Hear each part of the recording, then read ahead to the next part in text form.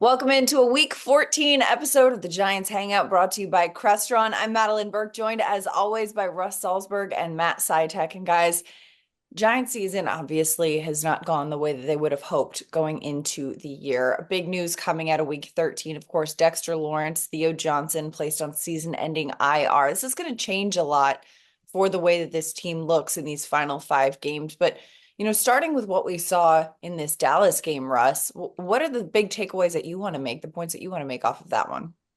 Look, Madeline, to me, you've heard this said before. The Giants just need a win by any means necessary. They need something to feel good about. Everybody, you hear all the discussion, want to give something to fans, something to feel good about. Trust me, the players need something to feel good about. It's yeah, you hear the old cliche, okay, now it's time to play for pride. So they have to play for pride. You just mentioned Dexter, you mentioned Theo. I mean, it's they've had a beleaguered season as it is. Now you're losing, arguably, not arguably, you're losing your best defensive player, one of your leaders on the team. So it's kind of a culmination to what has gone wrong. So I mean, my takeaway, listen, what happened in the Dallas game? Well, to me, we saw more missed tackles. We saw more quarterback sacks. We saw more quarterback hits. We saw more drop passes. We need to see improvement across the board on all of that stuff. That's what we need to see, really. I don't know what else to say. You just need improvement across the board. I mean, I was surprised at some of the things I saw in the Dallas game. The tackling just, I scratch my head on it. That has been a problem, and it continues to be a problem. They get to the guy, they get to their opponent. They're just not putting the opponent down on the ground. It's tackle football. You got to do better than that. Yeah, for me, I would say the biggest takeaway, which, been a common theme just about all season, is the run defense. I mean, the Cowboys ran for 122 yards against the Giants on Thanksgiving. Rico Dowdle had the best game of his career. I feel like it's not the first time we've said that an opposing running back has had their best game of their career against the Giants this season. But Dowdle ran for 112 yards, averaged over 5 yards a carry, scored a touchdown, had a couple of receptions in the passing game too. Like it's a continuation of what we saw from the Buccaneers game a week before with Bucky Irving, and even going to Chuba Hubbard back in the Munich game and earlier in the season. I mean, the run defense has struggled, and part of it is what Russ was just talking about with the missed tackles. I mean, the Giants are top 10 in the league in missed tackles this season. It's tough to slow down opponents' rushing games when you're missing tackles and not making plays. Now, I don't want to highlight anything, too positive on a loss, but I will say the one thing that was nice to see was that this team fought back.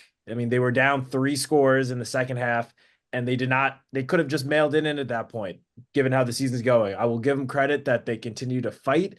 They made it into a 1-possession game with, if they had stopped that last Brandon Cooks reception, they would have gotten the ball back with the chance to tie or win the game. So again, not focusing too much on the positives, but considering the team's record and how the season has gone, the fact that they were still there fighting until the very last second, that is good to see. And it shows that the locker room, still together and is still trying to win games as a team and, fight together as a unit. Yeah. Well, it's tough though, seeing like those situations happen so frequently for the Giants. If this had gone differently, if that had gone differently, and to quote an expression that our dear friend and colleague Amani Toomer uses frequently, if ifs and buts were candy and nuts, and every day would be Christmas, right? Like we have so many of those with this team, and I know the frustration is there, but like you said, Matt, the locker room is still sticking together, and the adversity goes well beyond just the losses. I mean, the fact that you start the season with 5 captains, 3 of them are gone. Now, Bobby Okereke and Casey Kreider are the only team captains, the only guys with the C on their chest still available for this Giants team. And, earlier this week, Kayvon Thibodeau talked about this, saying like, hey, it's meritocracy in this locker room. The more you produce, the more your voice matters. And the more, we need other guys to step up and step into these leadership roles down the stretch of the season. And with that run defense being such a struggle for this Giants team, losing Dexter Lawrence is going to be even more pivotal when you look at the way, you've got the Saints coming to town, then you've got the Ravens in a couple of weeks, and Lamar Jackson's mom's already getting in his ear saying, I need you to run more. So there's going to be things that are happening. And, Kayvon's even talked about, hey, with Dexter out, teams are going to change the way they approach us now. They're going to change that strategy because they no longer have to double team Dexter Lawrence in the middle. And there's just going to be such a different situation, different approach for what this defense is seeing moving forward, especially in the run game, an area where they've already struggled. I'm curious how they adjust. Well, you know what? That's a fair point. And Matt did bring up an excellent point that they didn't quit in the last game. And I don't expect them to quit. Right. Yeah, they've had bad games and we've seen them. Okay.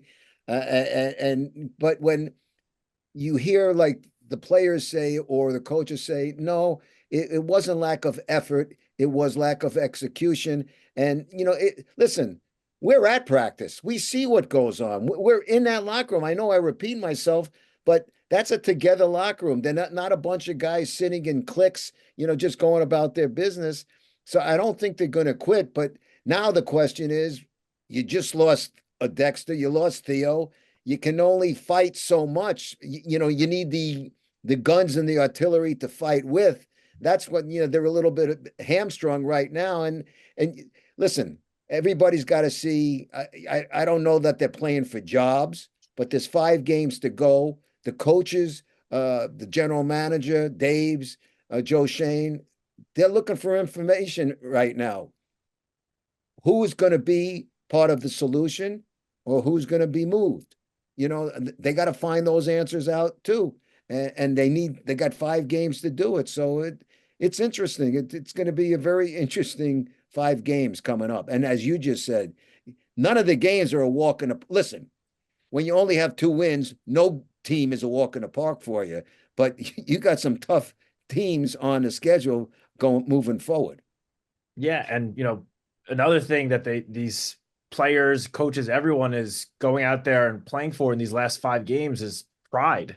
I mean, no player or team in any sport wants to end their season with 12 consecutive losses, which is, if the Giants were to lose out, that's what it would be to.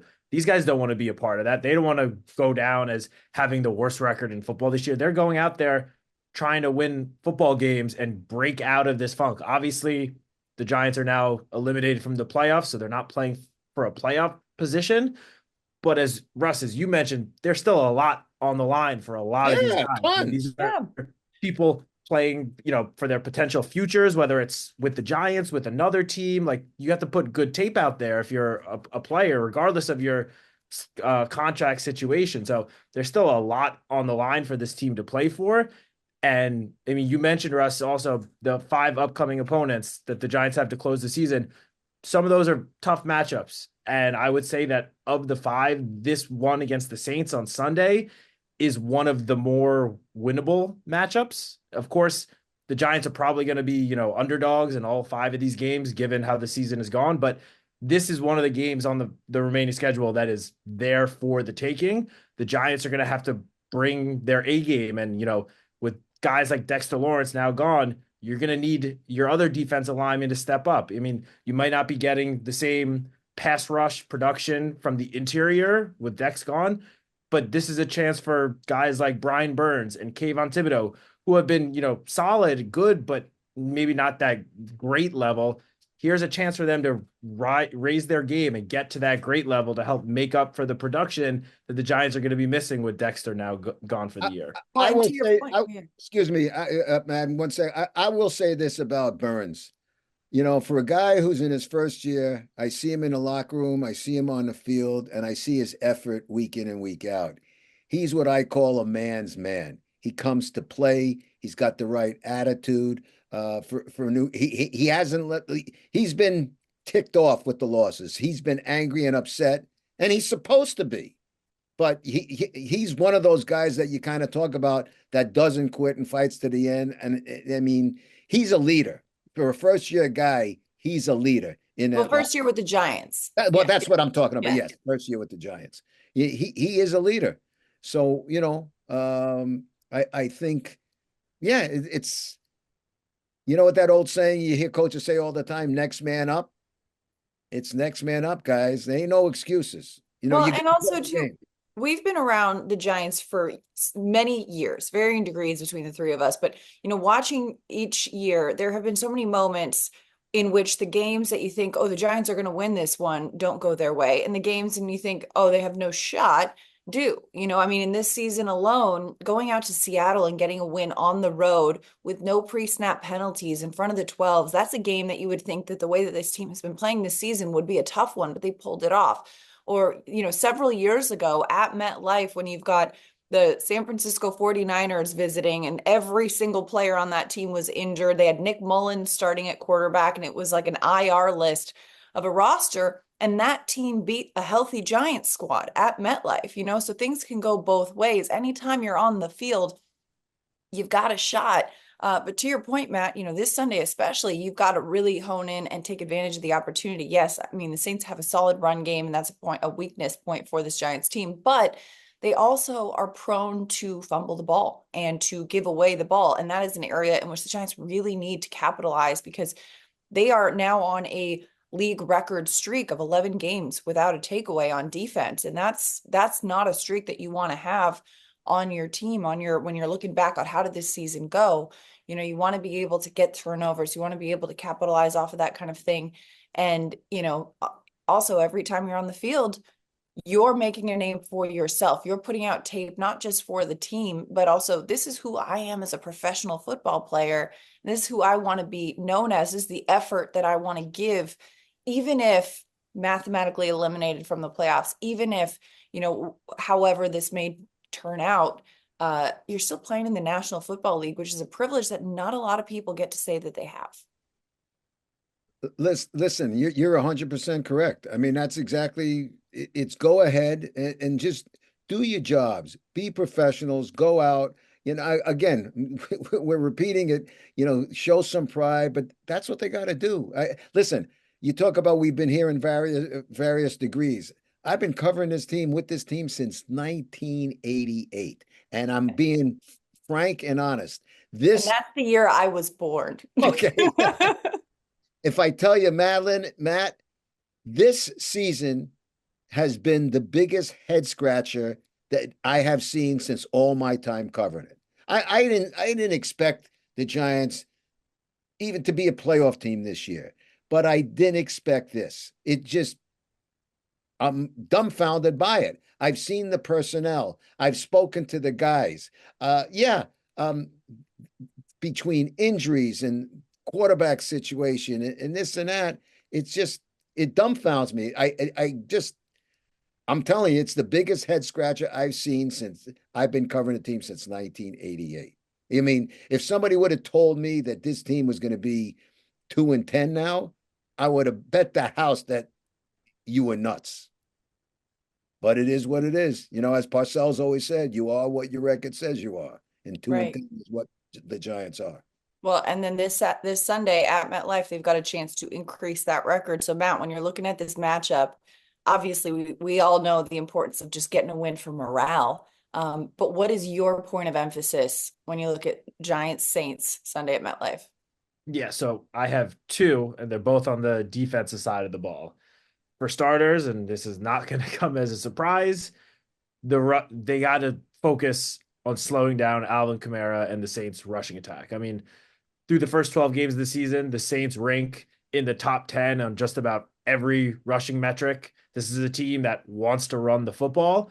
And, they did suffer a big blow this past Sunday as they lost Taysom Hill. Their versatile, Swiss Army knife offensive weapon is done for the season with a torn ACL. And, when they get close to the goal line, chances are Taysom Hill was going to get the ball and try to punch it in from inside the 5. So that part you don't have to worry about. But Alvin Kamara, who another one of those, quote unquote, aging veteran running backs who is having just another career year, is looking fantastic, looking like a, 25-year-old version of himself. Trying to contain him and slow him down, you're not going to take him out of the game completely, but if you can just limit him and, don't let him bust out a big 50, 60-yard rushing touchdown, that will help you considerably slow down this Saints offense. So that's one. And the second thing is you cannot give up the big explosive plays in the passing game on defense.